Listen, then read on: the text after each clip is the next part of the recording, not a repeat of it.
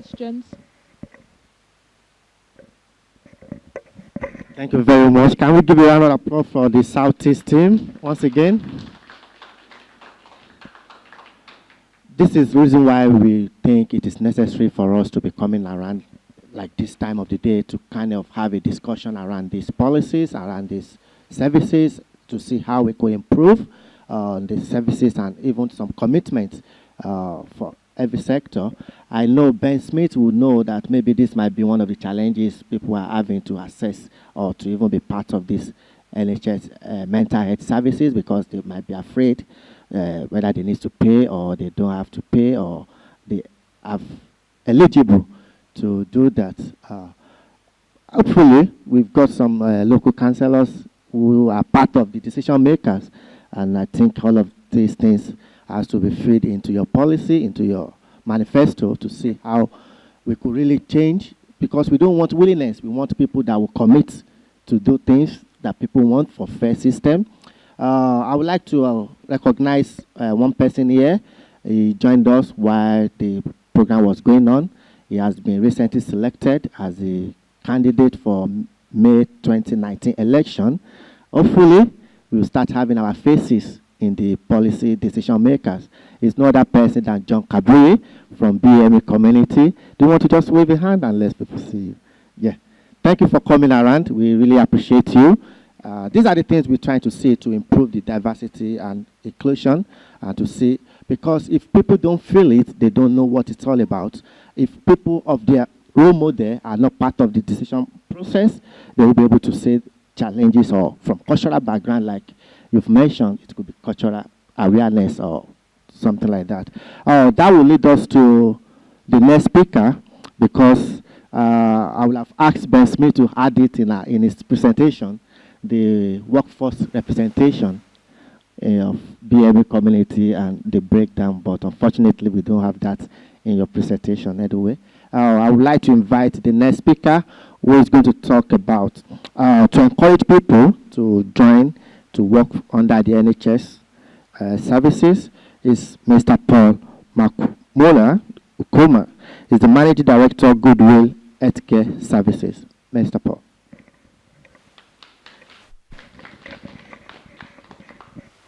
First of all, I'll say thank you very much for inviting me to come to this function.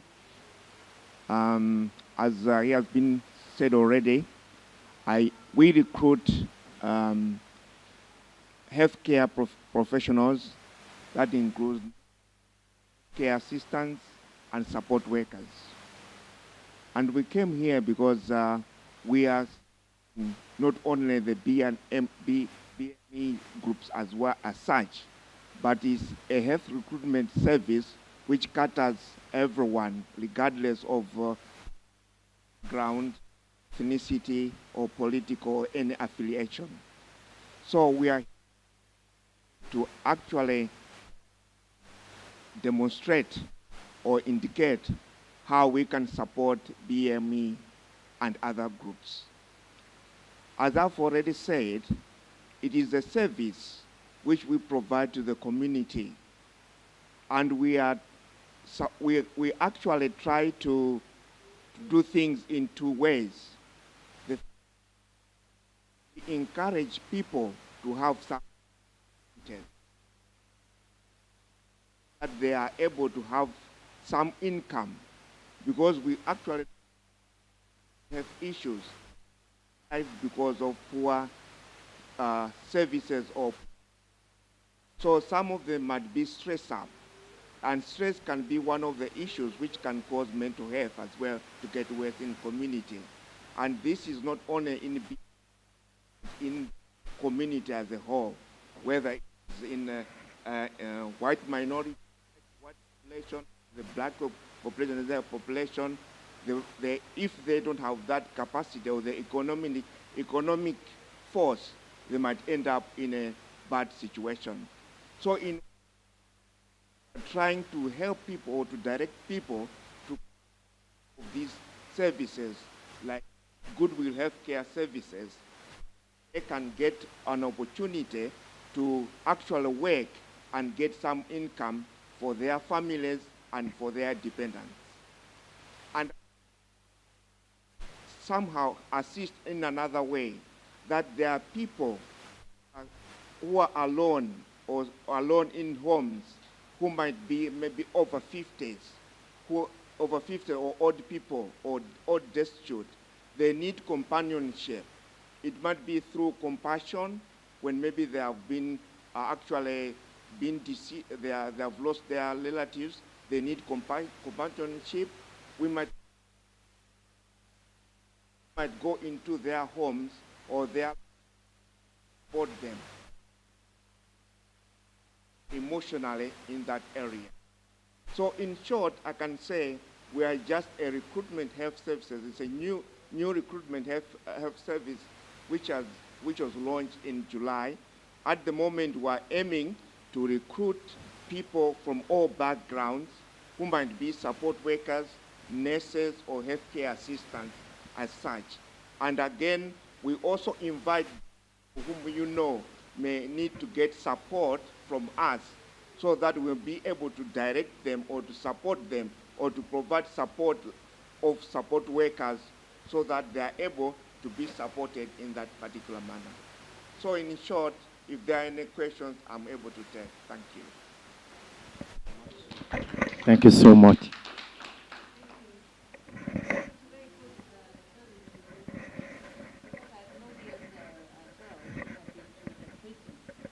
Actually, she need help. She need love. Like some. I think she need love, but this system put her to the prison. After she come out from the prison and come out from mental health mental health hospital, I think she's always screaming in the house. So the neighbors call the police, and police put her, take her to the crisis. Then she wait there 5 hours, and nobody see her. Then she come back. So everything circle, everything her life is circling. So I say, if you can offer somebody to support her, that's wonderful. He said, I'm very lonely, nobody help me. So it's always in the same memory. Thank you. I like your service here. Is there any other person that would like to say anything? Okay. I will. Chad, you say something.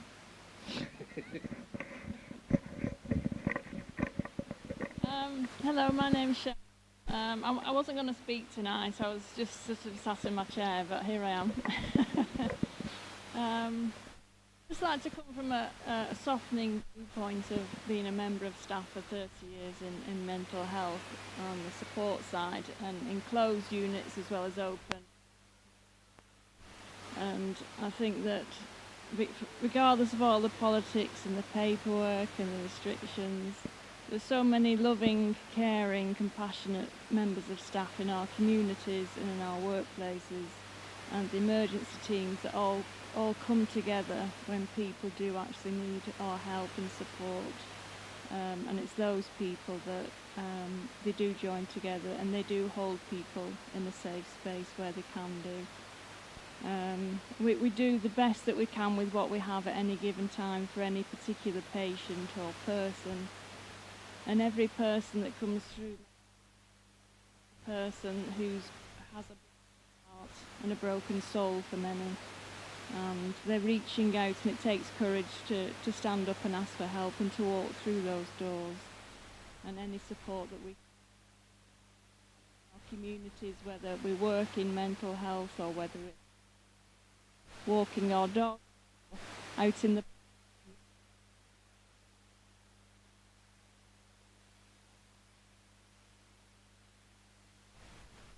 as a human, and we all hurt, so it's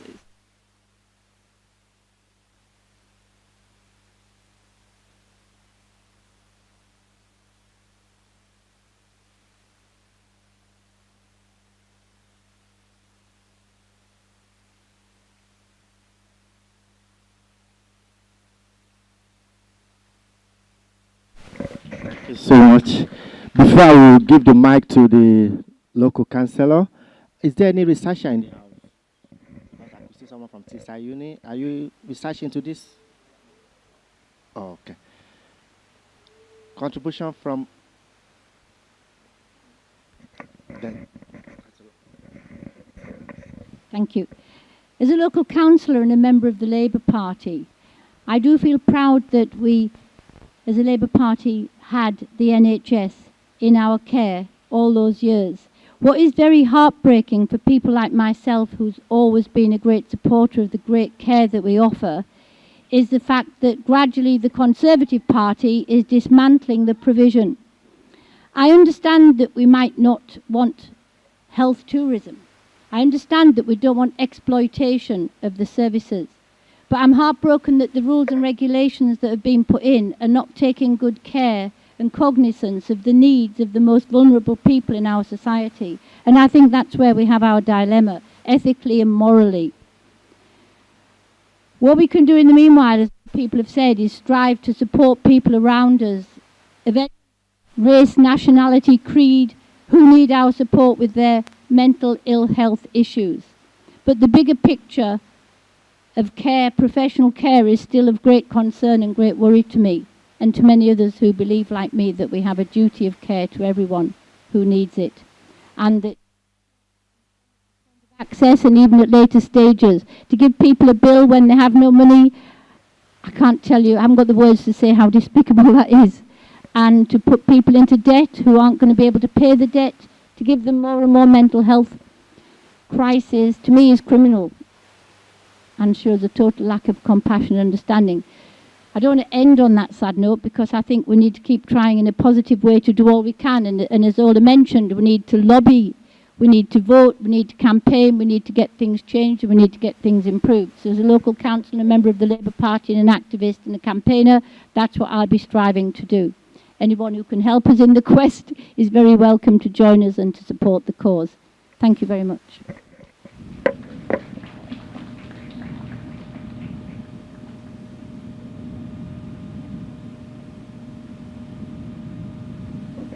Thank you very much. What next? We still have time to discuss around this issue. So,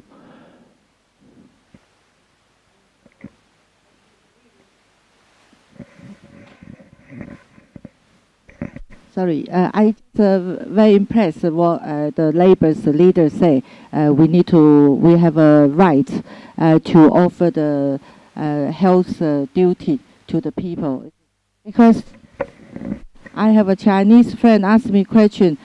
She had been stopped in the airport. She have to pay £3,000 before she can get in this country, because she have a child here in the NHS. And then they say she didn't pay the bill, but the communication not very well.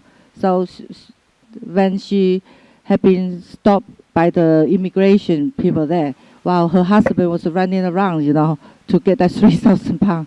So I think all you have to put the policy very strictly. Now you just tell us in the small group, people say, oh, you need to pay this, you need to pay. But if they want to be clear, they need to be louder. Tell educated people first. Let the people have a preparation for the fee they need to pay. Then I think there's a good old day since gone. You don't need to pay any fee. And maybe in the future will be a little bit like China. Some pregnant woman taken to the hospital, and then doctor say the money first. So that later on the people die. The pregnant woman die, and then her husband start to get the gun to shoot everyone. To cause the society quality. So I think the Labour's policy is still very encouraging. We need to think how to reduce the budget inside to offer the better health to the people. This is what I think is the best way. Thank you. To say that, and one of the things we're doing public health, because as Edward explained, we're not the ones that are implementing the policy, but we're trying to mitigate around any negative effects of that, is to raise our awareness. So for instance, the research we produced is to let people know about what the rules are so that they don't fall foul of that, and how they can access healthcare. But then just to label the point around pregnancy, no woman should be prevented from accessing healthcare. No one is going to ask her for money up front she should be able to access healthcare, and that shouldn't be a deterrent because of what the rules say around the fact that it's classed as urgent and necessary. It doesn't matter what stage in her pregnancy, she should be able to access healthcare. And the reason why we're interested in this is a real public health issue. That if you've got people who don't understand their entitlement to health services, it means that some of them might not access services even when they were entitled to. So even within this audience, I'm sure if I asked you, so who is entitled, after having that detailed presentation, I'm sure we won't get it right. Rachel has been living and breathing this, and many times I ask her, so who's entitled again? Because it's very, very confusing. Now, try and think about it in terms of our communities. When you've got all the other issues that you're worrying about, we know that in these communities, it is mainly word of mouth rather than the official figures. So we know in these communities, if one person has a bad experience, the whole community kind of lives that same experience.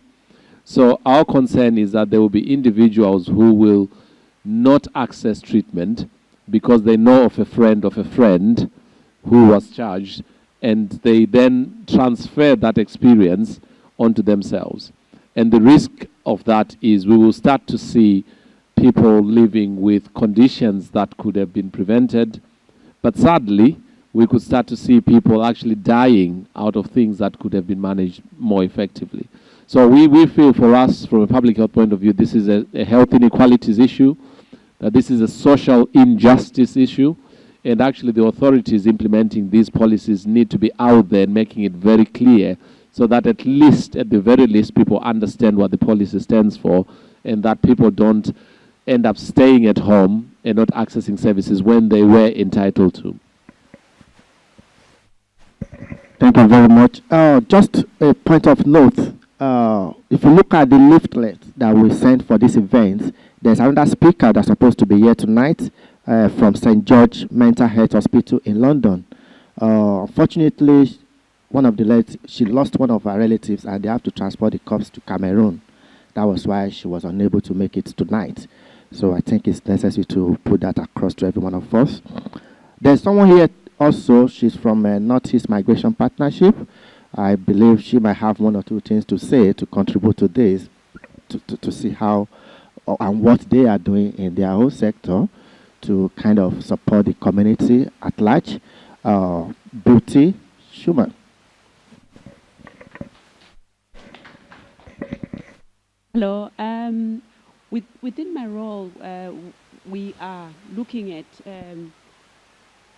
the services that it's not there. There is no specialism in working with people from other backgrounds. When we look at best practice, Leeds has got a service called Solace and Haven, where they have expertise of a group of people working with the community, understanding the issues of stigma, of how people access services, of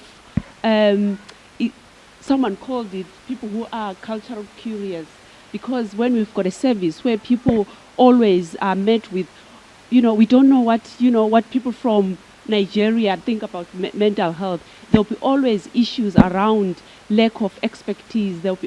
But we need to have a service that is put in place to be a specialist service. There is some sort of awareness. It's online. I think the best way forward will be talking to the community. People who do the frontline work have to be out in the community and ask and say, how do you understand mental health? What is the best way? Those approaches will come from the people themselves, because when we don't engage in conversation, we'll never get the answer of how we, the right way to support others. Mental ill health is culturally rooted, in my opinion. I come from Zimbabwe, and the way we address it, the way people acknowledge it, mixed with religion, it's mixed with beliefs, it's mixed with where you are in society. So when people travel over to the UK, they always carry those beliefs, those culture. So services have to acknowledge that first and have a way of, having them inside the way they approach, the way they approach. The right word will be services put in place that match the beliefs. I know it's not easy. It's all about money. It's all about funding. It's all about policies. But in Middlesbrough, we know that we've got a very high population of refugees and asylum seekers. People have been settling here for a long time, and I've been here 16 years, and we still do not have a service that really looks at people who've experienced trauma, who've experienced, violence.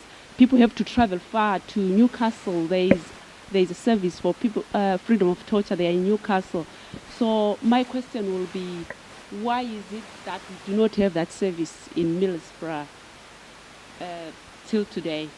Is it to do with money? Is it to do with people need to, if you're in England, you have to use what's there?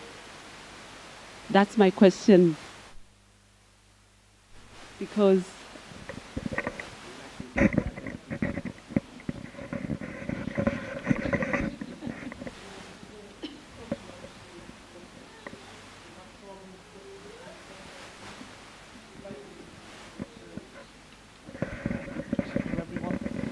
Oh, I hate microphones. Okay, so as a trust, that's what we're trying to do, to be more inclusive and have trauma-informed care for everyone. Rather TW, you're correct. I think they swear. One of our priorities is involving all communities in all of our business, and these entitlements and trying to raise the profile and improve access to services. But trauma is a huge thing, and this is a refugee resettlement programme in Middlesbrough and other local authorities in Teesside. We're part of that in terms of supporting those who come in there, and Middlesbrough fund those programmes to support that trauma. So yes, these are the special service. As a trust, it isn't something that we are progressing with, but trying to be more inclusive of everyone's needs. I don't know if that answers your question. I think there's a broader issue with regards to the configuration of public services and how reflective are those services of the changes in the population. Look at the census data for Stockton.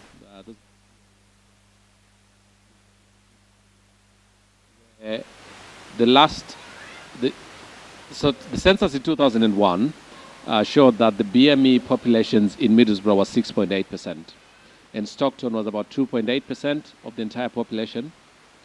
The next census after that, which was in 2011, BME population in Middlesbrough was almost 12%, and in Stockton was almost 6%. So in a period of 10 years, you have got BME populations that have doubled.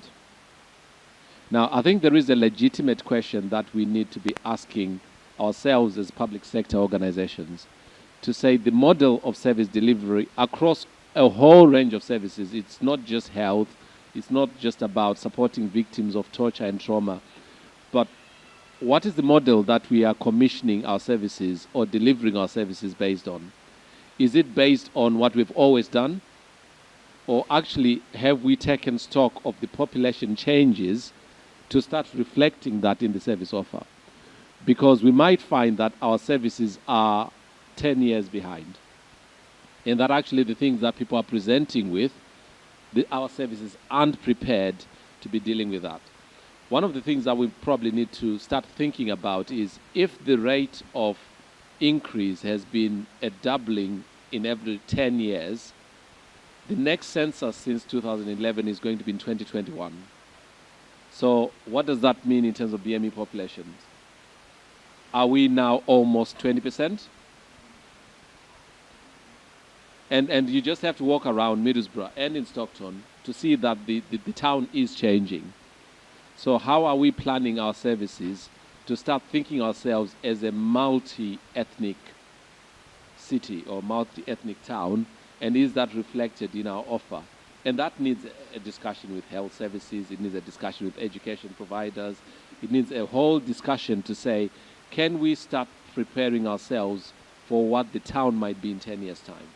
So that we're not caught unaware, but that actually we're sitting down and saying, right, well, given these trends, if in 10 years' time we've got more people from these community groups, what are their issues? One of the issues which we have now seen, and I think Idris can talk a lot more about that, is a specific service for caring for adults and older people with dementia in the Asian community. That's because we're now into third or fourth generation in some of the times, and those individuals now who first came in here as productive workers are now in their retirement ages. And they've got needs that are related to their religion, to their beliefs, to their cultural upbringing, that a bog standard adult social care service might not be able to provide. So we need to start having those debates now. Otherwise, if we don't have forums for having those discussions, what we will find is that we are in a situation where we're always playing catch-up. And then for those population groups, the services that we have will not deliver and will not improve their outcomes.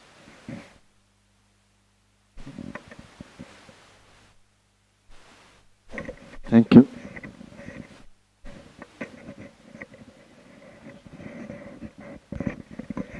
Yeah, I want to talk about mental health because that's what I came here for. And it's affect so many people in my community, so many people who are very close to me. So I'll just give you like a short story. While I was working for the North of England Refugee Service, this guy was experiencing mental health. You know, he used to come, we give him all the time money to go. So the other day, we refused to give him money and he became so aggressive. He tried to fight me in the office. So I still tried to talk to him to calm him down. So he has a family, but he lost his family. He was working illegally, he got injured. So there was nothing, he was destitute. So we find a place for him to live. And he was staying with some other Iranians in the same house that was provided by Open Door around Parliament Road. And 2 years, that was 2 years ago, and one morning I was called by the police that he stabbed somebody and the person died. There was little we can do. I remember calling talking therapies. That was on a Thursday. And this one happened on Friday. And on Friday, just stabbed somebody. And they were staying together. I said they were provoking him. He was angry. He just stabbed one. And the person died. And now he's in the Roseberry Park. You know, I want to see where really, because there's little that's done for mental health. I don't know where to go, really. That's why I came. People close to me, even people from other national as well that come to our cities, they experience mental health as well. Because they are men, some people don't even know they're going with it. But by the action, what they do, what they say, you know. And sometimes they cannot even understand they have it, but you see it. And when you try to say, okay, let's go, we can help you somewhere, they don't want to go. So I don't know how best we can help them.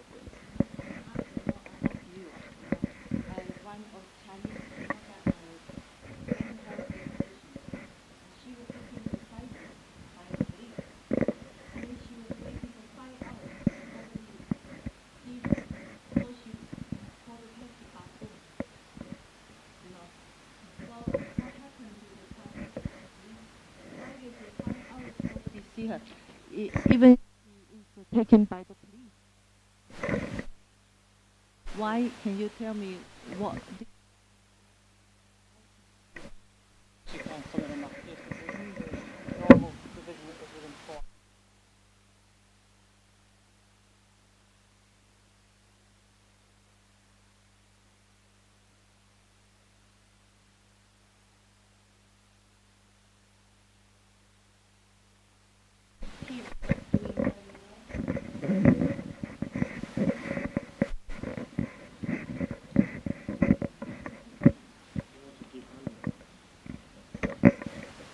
I would just like,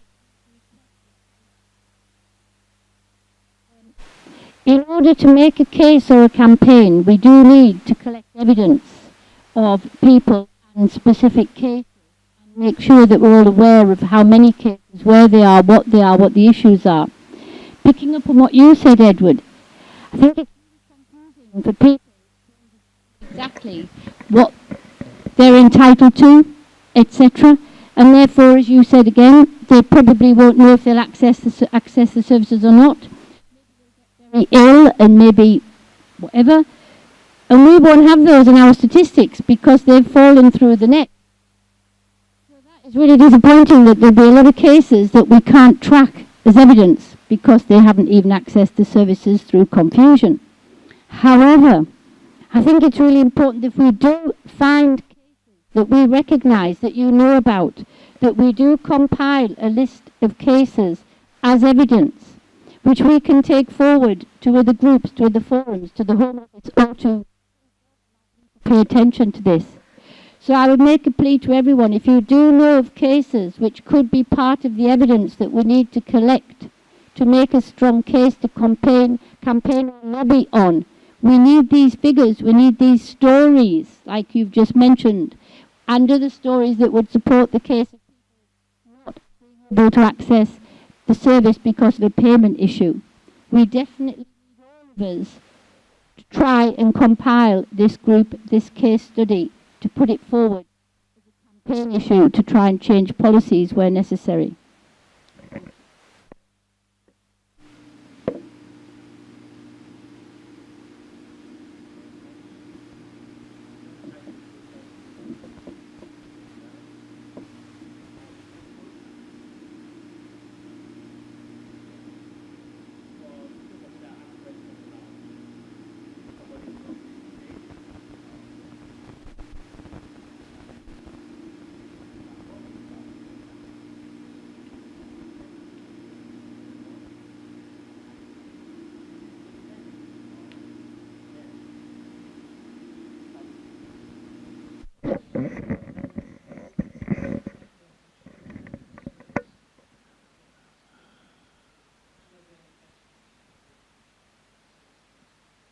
Even if your relatives are even detained, and I could remember there was a time I had issues where somebody was wrongly arrested, detained, and involving police.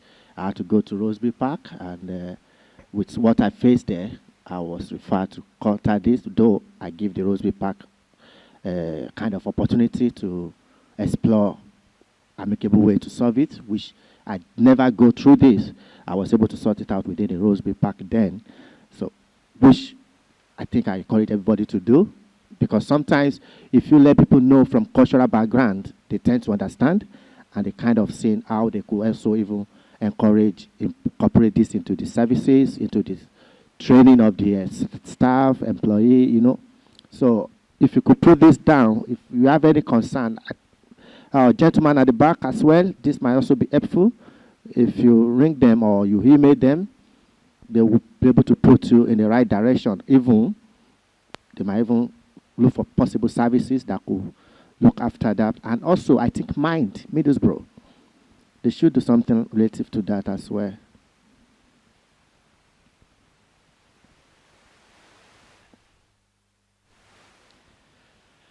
Yeah, I would like to say thank you very much. We started this Building Bridges Breaking Barrier project in February. We started with barriers to inclusion in decision making, whereby we have people from council, Middlesbrough, and from there we moved to importance of women in politics, because we want women to get involved in leadership, so that they kind of influence what's strictly meant for women and our young girls and the children at large. From there we do other one, which is question time with local police.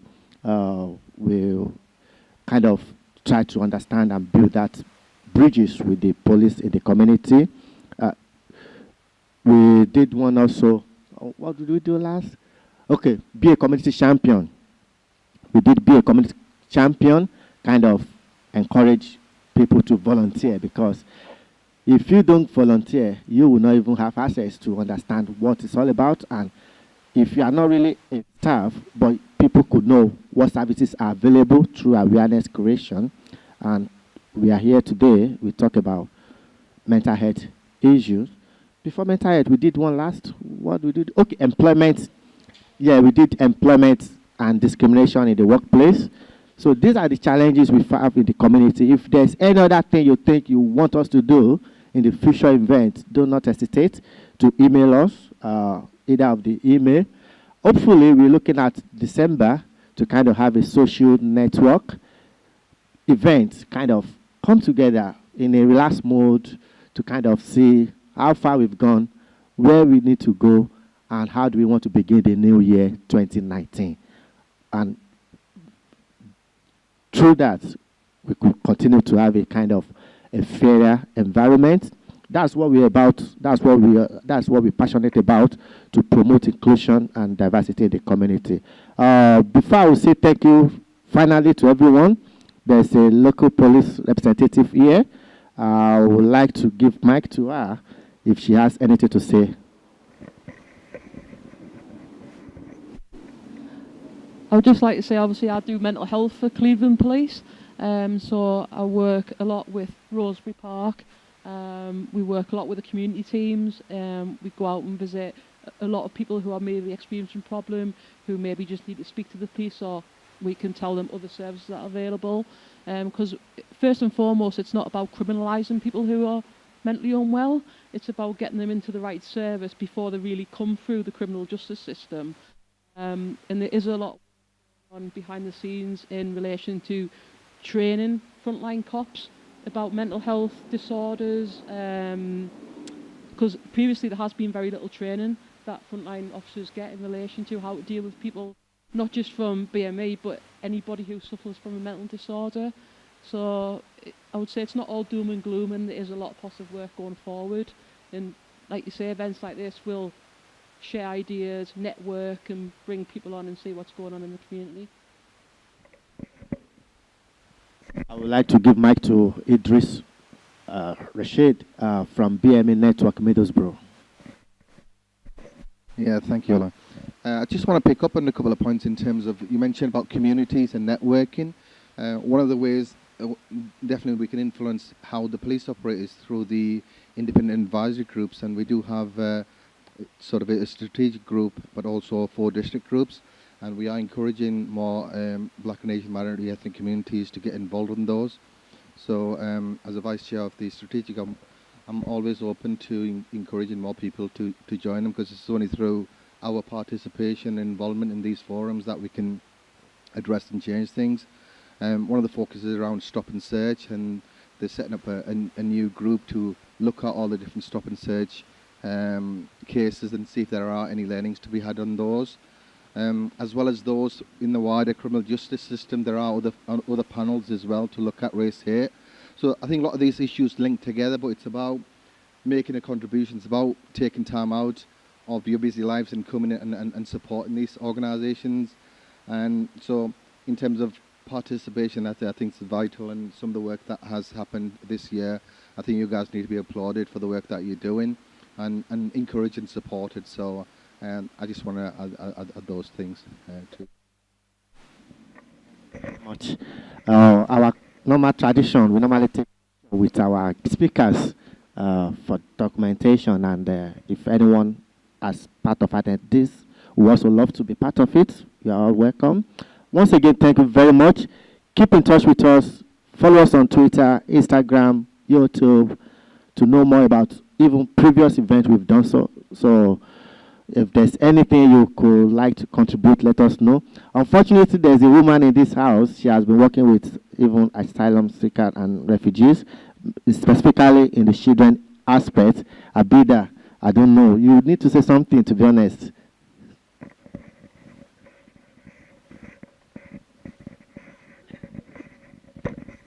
Yeah. Actually, afternoon I spent with some asylum seeker and refugee families. We were talking about the mental health of the children, and the topic was the same. So today the whole day is the mental health facilities available for this for the families, and the schools are giving the information, and the hubs are doing, and what extra camps and things. So mostly it's a mom's concern that most of the moms from the asylum seeker and refugees, they said that when they claiming the asylum, they got only entitled for the designated GPs. So they are not allowed to go any GPs. And the treatment and the behavior, it's not very good, like where they are assigned to be, they are supposed to be go and supposed to be attend that one. And it's for 1 year compulsory, they have to go there.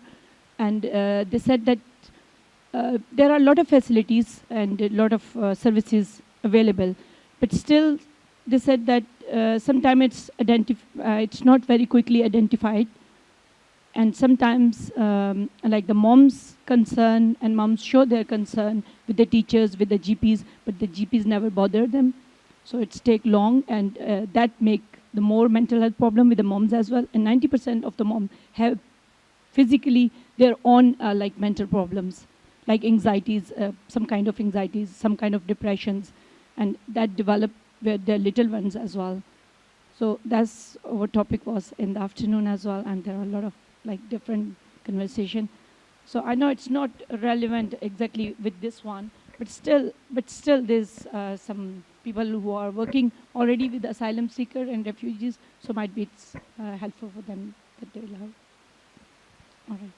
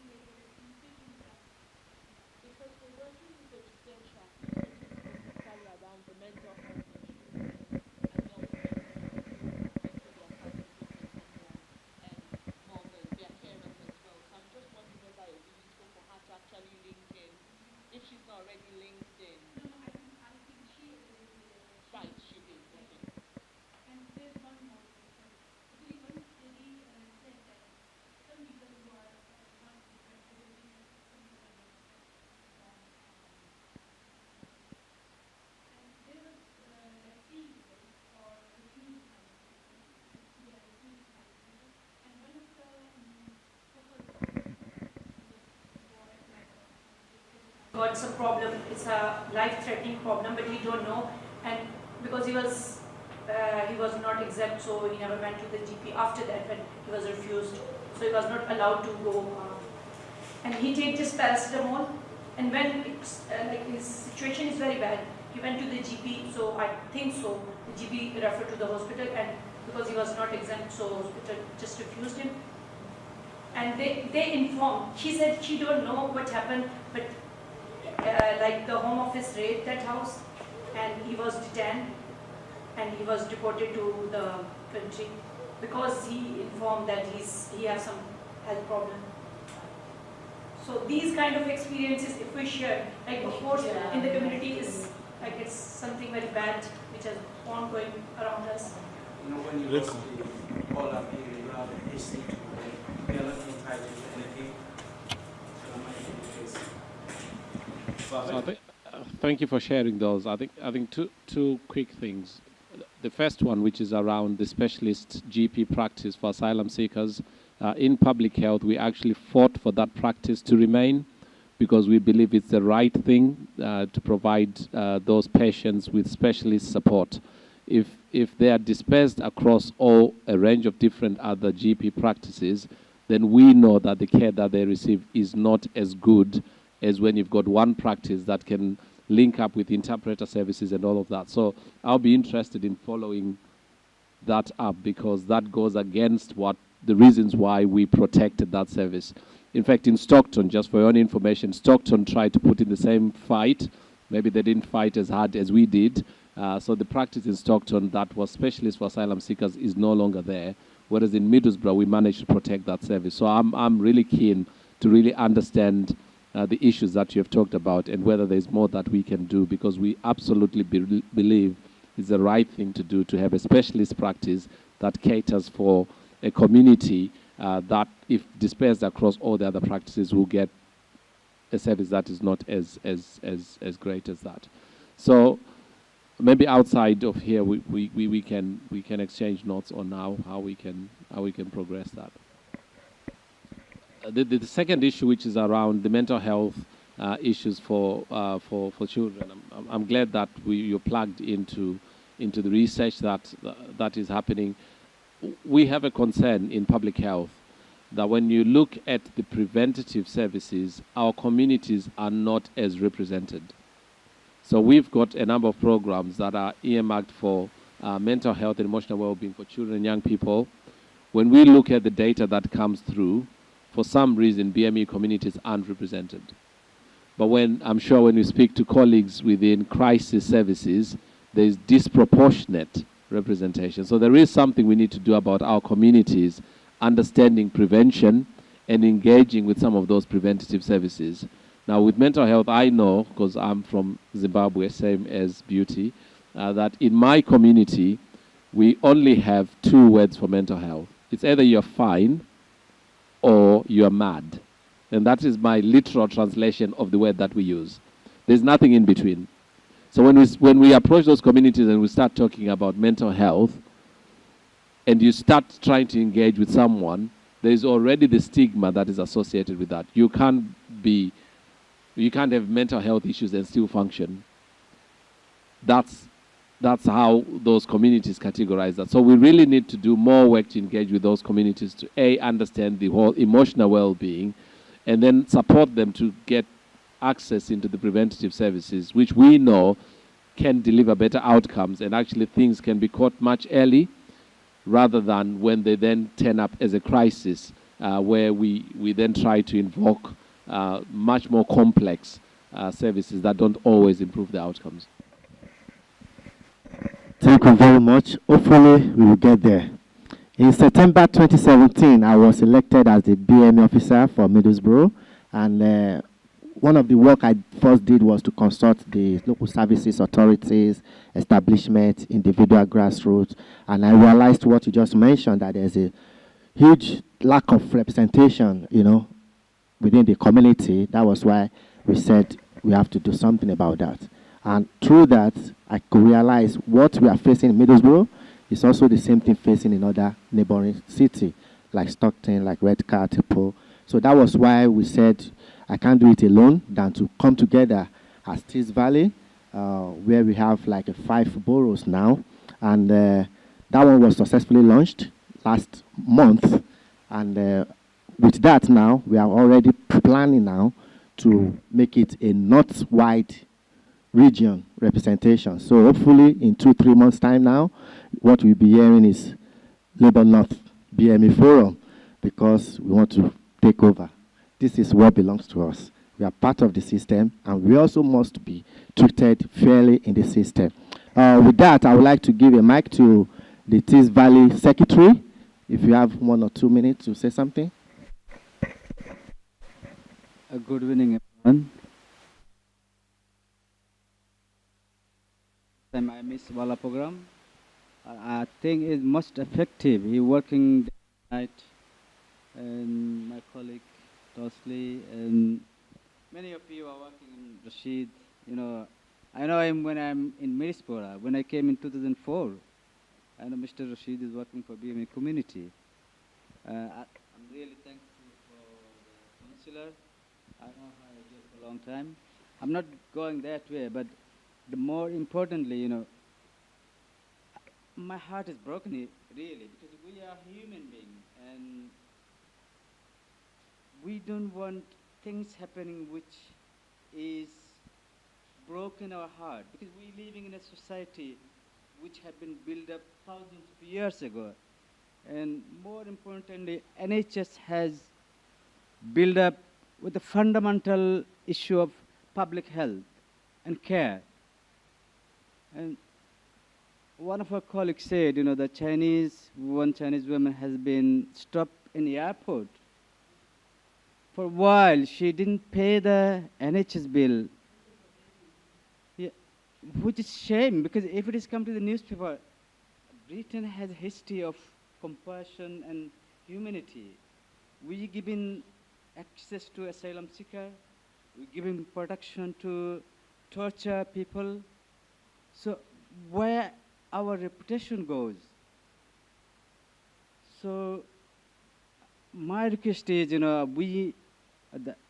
BME community has been misrepresented, and as Mr. Williams said, in 2001 there was only 2% BME, 6% BME community living in T-side area, and now, yeah, more probably we are in 12% now. So, but what I have found, I know we are lazy. BME community ourselves, we have a lot of issues. We didn't go out. We didn't look for the services.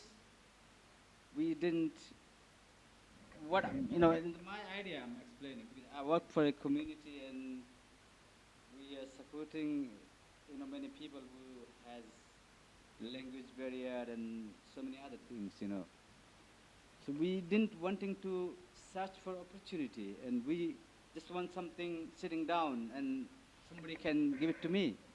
Nothing can be happening.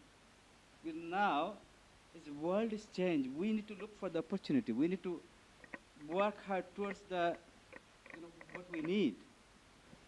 So what I have found in Northeast T-side, I work for the Labour Party, and I found we need more representation in communities, like in a council, and more important in parliament as well.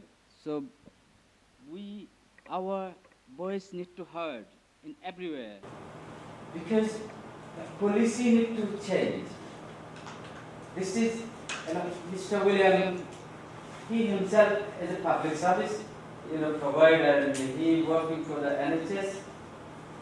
We need to help him with making policy to work and support and look after the communities. So we are, as Ola is always, making a lot of program, and he going to everywhere to making awareness for the BME communities, where services, where we can get support, and what we can do.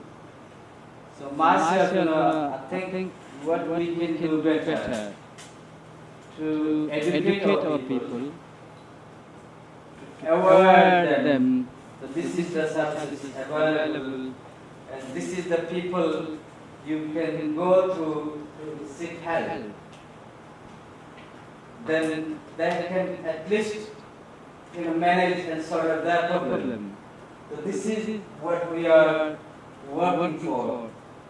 TSBME community is working to making aware the communities and helping educate our people to represent the community, to work hard to make a better future for our community. I hope that all of us and all of you are here to help support the BME community and sort out their problem. I hope your support and help will be grateful in the near future. Thank you very much. So, if you don't mind, the speakers, can we have a quick picture, please?